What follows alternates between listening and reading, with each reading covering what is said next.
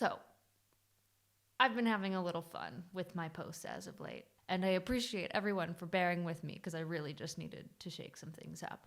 But before I go back to a more regular, consistent schedule of posting and creating, I think we should probably talk about it. So this will be my third year of consecutively releasing videos on YouTube. And it feels like every year I do this, January comes around, it starts creeping up, and I get this like incessant need to hit a reset button. And I start asking myself the questions: what am I doing? Where is this going? Why am I doing this?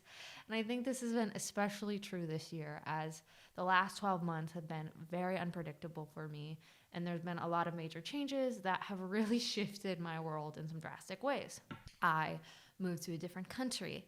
I got married. I had a wild festival run.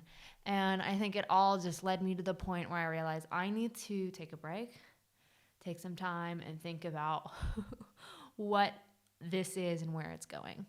And part of that meant looking back at where I came from and the path that led me to this.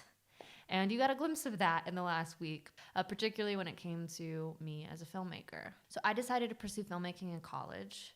I think it was something I had loved for a long time. Even as a kid, I had these wide-eyed dreams of being a part of films or movies or that sort of world in some way.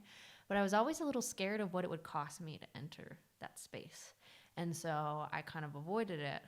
But as time went on, I just realized how much I love creating with video. And even if that meant I was working at some communications department at a company, I wanted to be doing that. And so I jumped in head first. As a lot of artists do, I went through a lot of different stages and modes of creating and what I hoped this thing would lead to and was aiming towards. And eventually I kind of set my sights on comedy because I just found it the most interesting. I felt like it was this underrated medium that no one really cared much about, and I loved understanding it and kind of working within the frame of the comedic mode. And I don't know, I just loved telling silly jokes and making a fool out of myself, and I liked being around people who did the same. And there's something sort of interesting about taking pain that I saw in the world and turning that on its head and making it something I could laugh about, that I never really thought that that path would lead me to something like this, where I sit in front of a camera and talk to people about big questions. And while it's funny to me that these trivial videos led me here, it also, when I look back, kind of seems like this natural consequence of the path that I took. When I entered the creative world, it put me in the path of a lot of people who think very differently than I do. And engaging with those people expanded my interest in understanding what people believe and why, and how it affects them as a human being and the way that they even create. And it was really fun and beautiful to see how much I could learn from people and about people. But you know, you walk that path long enough, it starts to affect yourself, where I was having to ask myself those big questions and figure out what I believed and why, and stumble through the conversations trying to understand what was good to believe and how to engage in that well with others. For me, that period was a really scary time. You know, it's never easy to look at the things you hold deeply and question them and be willing to move away from them if you don't believe them anymore. But I also knew this really necessary part if I was going to have any stability or confidence of living my everyday life. But what I didn't expect is that through that process of asking myself the hard questions, it would give me this deeper connection and participation with the art I was consuming, and this passion to create in a way that I hadn't had before. And then when I threw myself into that process of creating and throwing myself into the work, it had this way of helping me disconnect from the constant pining of questions.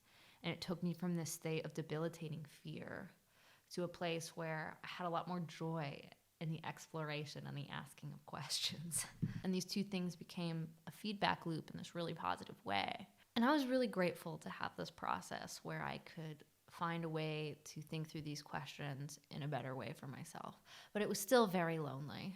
Now, I had a lot of friends and I would talk to people about the things I was thinking about, but there weren't a lot of people who were on a similar path that I was.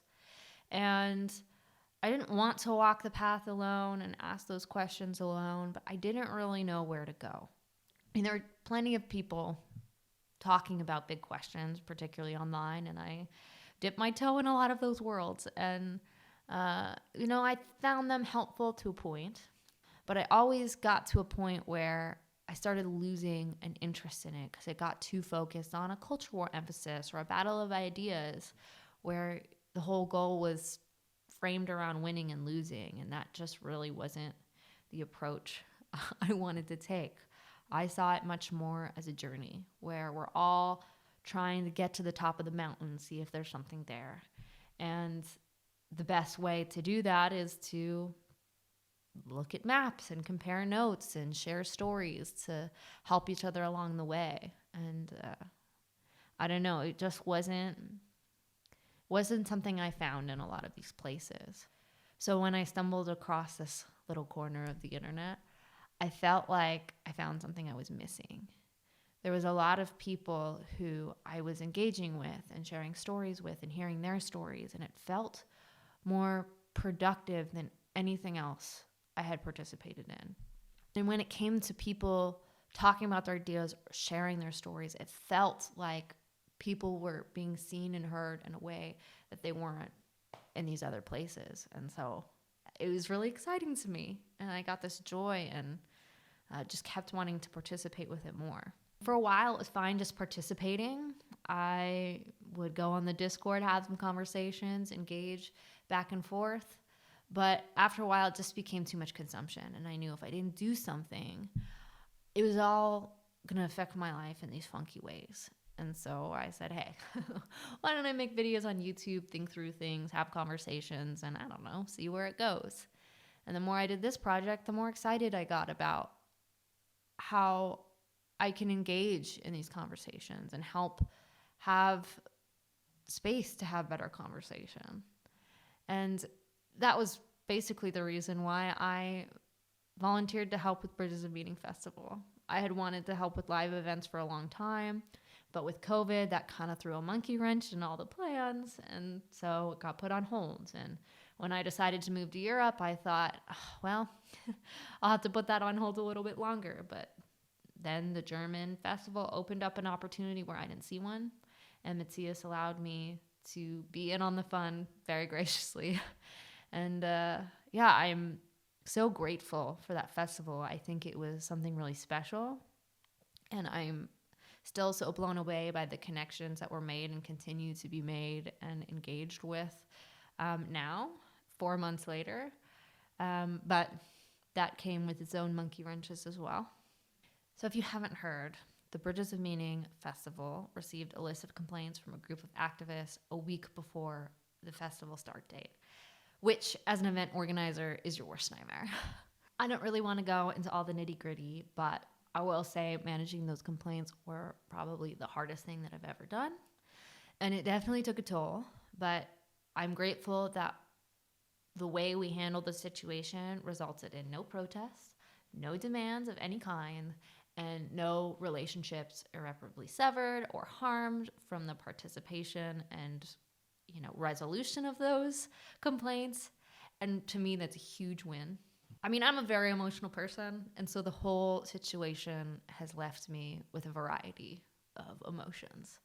But I think the thing that I'm most resonate with in my emotional catalog is gratefulness for those in our community who supported us through it, and for everyone who helped us and gave us wisdom in handling the situation dropped in our laps in the final hour.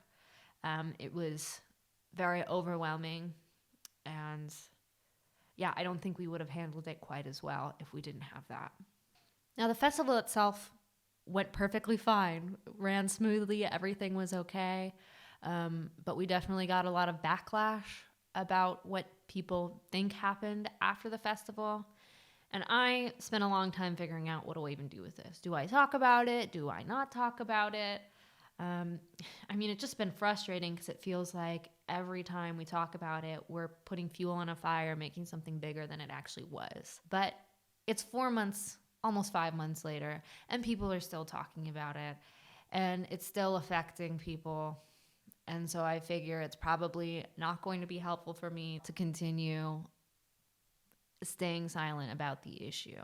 Whatever picture is being painted about the controversy of the Bridges of Meaning Festival, the truth of it is there were things that were not anticipated and were not hoped for. We did not want the drama. We did everything we could to avoid it while still protecting our lineup, the people attending the event, our broader community. But it still came from all sides. When this first happened, we weren't really sure how serious to take it. We didn't know what it would do to affect the event and the people going to the event. And we didn't know what it would do to the broader community. And we weren't even sure what our effects would have, the way we acted would have on the community. But as the festival closed, I think we got some clarity that the worst case scenario, doomsday narrative you sometimes hear was not exactly what we were dealing with. It was much milder than that, I think. Even though I know that the worst case scenario wasn't the reality, it still sucked. And I'm still feeling it. In many ways, it feels like this little corner is small potatoes. We're just a bunch of random people trying to have better conversations. And so it's really odd to see people standing against that or wanting to shut that down. But I think it's just a reminder that it doesn't matter what you're doing or how small you are. You don't have control of who's watching, and you don't have control of how they're going to react to it. And I don't know. I wasn't naive enough to think that this type of thing couldn't happen. I've seen it happen to lots of people before, but I didn't expect it to happen this soon, and I didn't expect it to happen so close to an event. And I don't know. I'd ask myself, what am I going to do if that comes, and how am I going to handle it?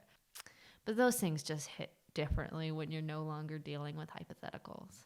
And it's even more daunting when you know that any action you take is not just going to affect you, but a lot of other people as well. I still stand by the decisions we made as a festival. And I think we did our best to minimize the cost for as many people as possible, taking on as much of the burden on ourselves versus putting it on others. But whatever we did, the situation was always going to come at a cost. And it was a pretty heavy burden to carry, heavier than I anticipated. The whole ordeal cost me a lot more than I bargained for.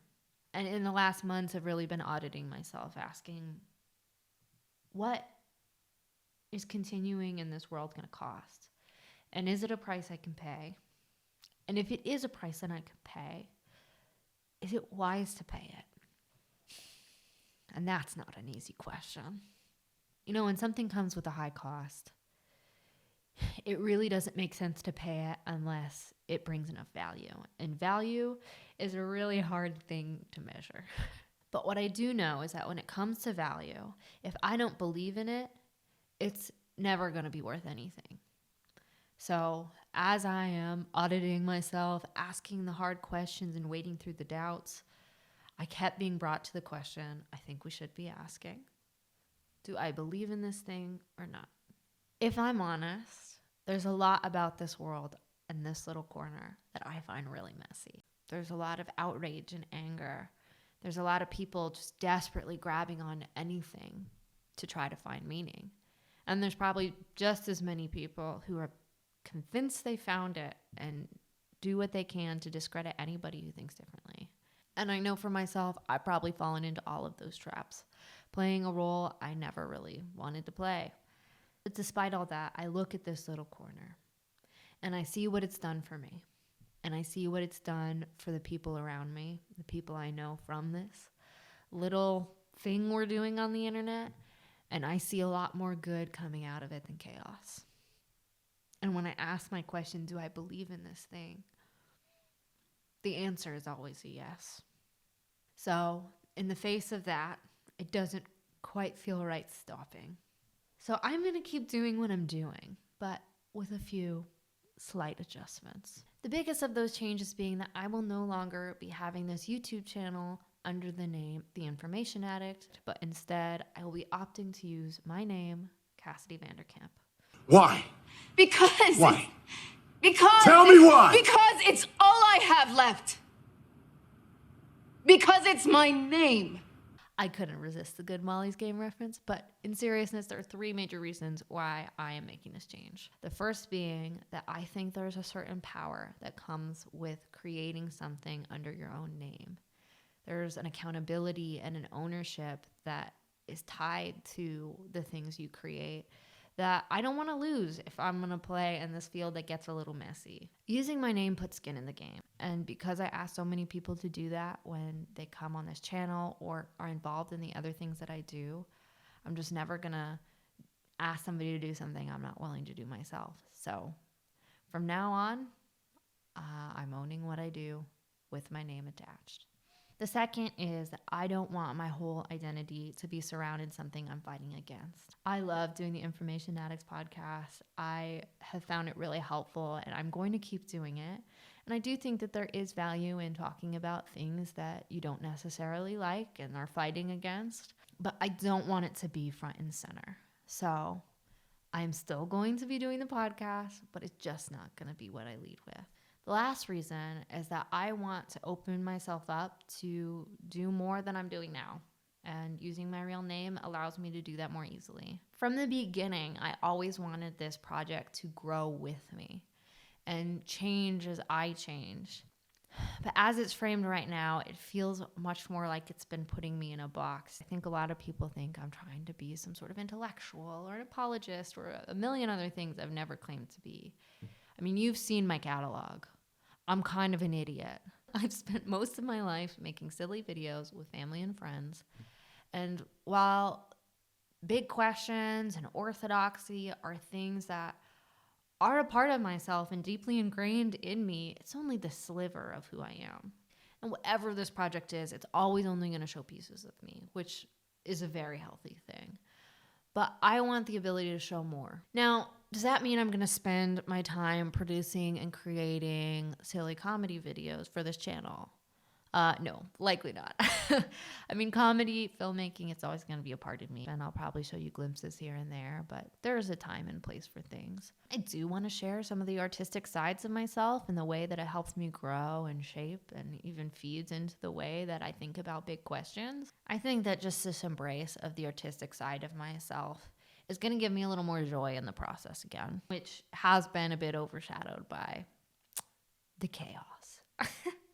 So to close, a lot of the things are going to stay the same, but hopefully this change opens me to creating a lot more in the future and, you know, helps me grow and stretch in the ways that I want to grow and stretch. For those of you who've gotten this far, I really appreciate it. I do. Thank you for listening. I really don't know still where this thing is going, but I hope you enjoy the journey with me and, have fun watching me wander through life.